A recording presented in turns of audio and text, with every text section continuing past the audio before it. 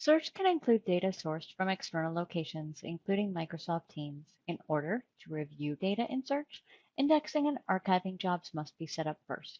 To create a Teams index, select Archiving, then Agents, and then IM Indexing on the left. Then select Create on the Licensing tab. When the dialog box pops up regarding the source type, Teams should be the first item in the dropdown. If not, select it.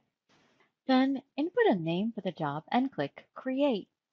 Select the newly created Teams indexing job on the left-hand side.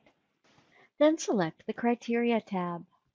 Under Source, click Change to locate a crawler. Select the location you previously created. If it does not appear, click Find. Now click OK. Next, choose whether or not to select incremental indexing, which would only index new data since the last time an index job was run on the specified data.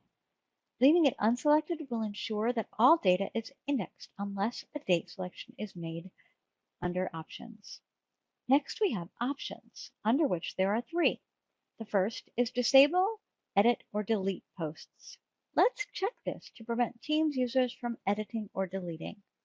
The next two options are Index Posts from last number of days, where you can select a date range for Teams to index, and Index Post contents containing a specific scope. Best practice here for first-time setup is to select Index Posts from the last number of days, which we will select here. Thereafter, you can always use incremental indexing on a continuous schedule. Now, input the number of days for the Teams content to index.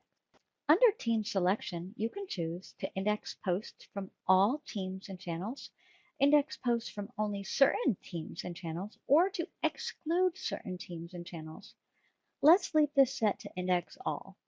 Next, we have folder selections. Here, you can once again choose to index posts from all, index posts from only certain channel folders, or to exclude. Let's leave this set to include posts from all channel folders. Now click Save in the bottom left.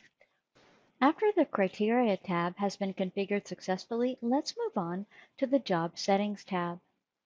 Here, you can input a description for this indexing job and then set a job priority, with the normal being the default. If jobs are running concurrently, making this selection will determine which job in the queue is selected by the job manager.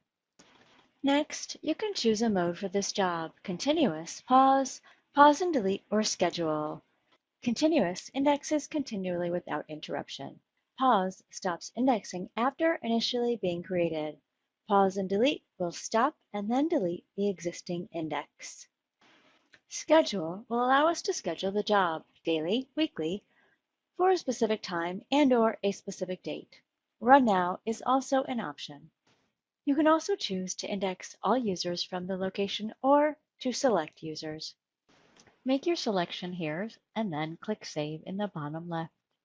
The configuration has been saved. Now let's move on to Log Settings.